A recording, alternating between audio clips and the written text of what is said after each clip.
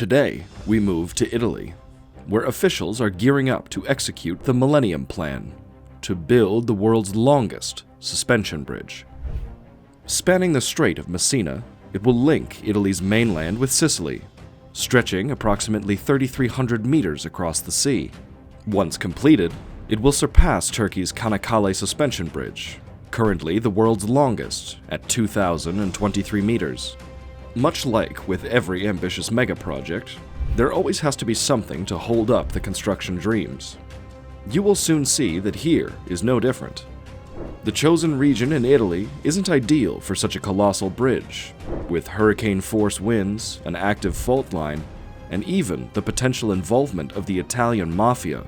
Constructing this mega-project will be quite challenging. So, how does Italy intend to overcome these obstacles and proceed with the construction? Let me tell you about the Messina Bridge. This project has a history dating back to the time before Jesus Christ. Oh yes. Alright, so this giant island is the biggest in the Mediterranean Sea, and it's home to 5 million people.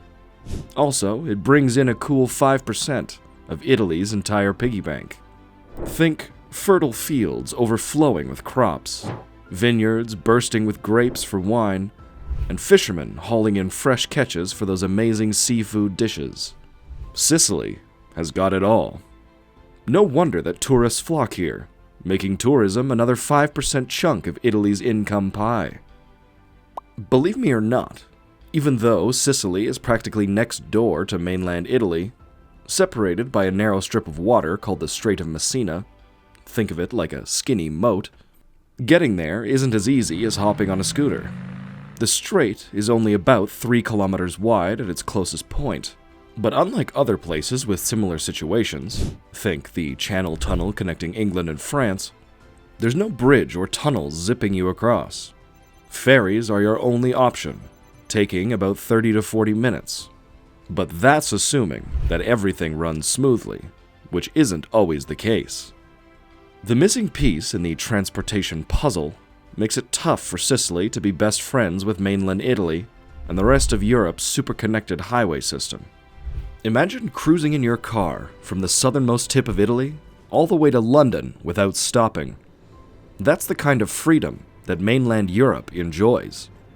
You could even theoretically keep driving all the way to Scotland. This might sound a bit crazy, but it just shows how big of a deal this gap is. Without a permanent connection, getting around can be a pain for both locals and visitors, adding extra time and frustration to trips. So, with all the potential benefits, more money flowing in, easier travel, and stronger connections, why haven't they built a bridge or a tunnel yet? Well, there have actually been tons of ideas thrown around over the years, and the most shocking one? The Romans, those clever engineering whizzes, tried to build a bridge all the way back in 252 BC. They even got started, but for some reason, things never got finished. Since then, there have been more talks about bridges and tunnels, but tricky engineering, worries about the environment, and a price tag that would make your head spin have kept these plans stuck in the park. In 1969, the Italian government threw a giant design party, inviting anyone with an idea for a bridge or tunnel to crash the scene. Unfortunately, it wasn't exactly a smash hit. Some wild proposals even suggested an underwater tunnel, like the one that connects England to France. But strong currents and crazy depths reach up to 250 meters at the strait's deepest point. Yeah, that underwater tunnel idea went swimming with the fishes, never to be seen again. In the end, none of the other proposals were realistic enough to get off the ground. But in 1981, the Italian government decided to take matters into its own hands and form the Messina Strait Company. Their mission?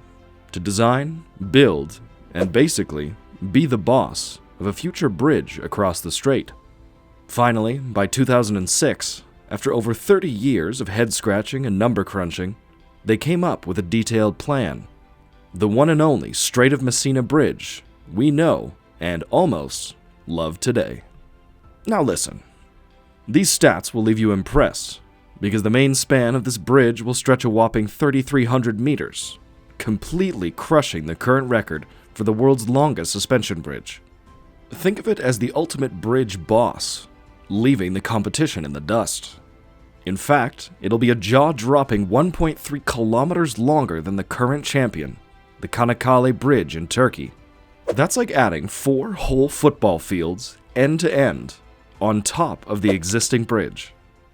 But to hold this insanely long bridge up, they'll need a pair of towers that are equally insane. A monstrous 382 meters tall apiece. That's taller than the Empire State Building, folks. Imagine driving across a bridge held up by giants. That's basically what the Strait of Messina Bridge will be like. Pretty epic, right? To put this into perspective, these supporting towers would dwarf the Eiffel Tower and the Arc de Triomphe stacked on top of each other. Not only that, but this sky-piercing height would crown the Strait of Messina Bridge as the tallest bridge of any kind in the world. It would topple the current champion, the Millau Viaduct in France, by a whopping 40 meters. But you see, these record-breaking feats aren't the only things this bridge will be shattering. On top of being the longest suspension bridge and the tallest bridge ever built, it'll also be Italy's tallest structure, period. That's a clean break from the current record holder by a cool 100 meters. The current plan for the Strait of Messina Bridge involves connecting Torre Faro in Sicily with Via San Giovanni on the mainland. The bridge's deck will be a whopping 60 meters wide, made up of 3 separate box girders, a more complex design compared to most bridges that typically have just 1 or 2. The 2 outer sections will be dedicated to car traffic in both directions, while the inner lane will be reserved for trains.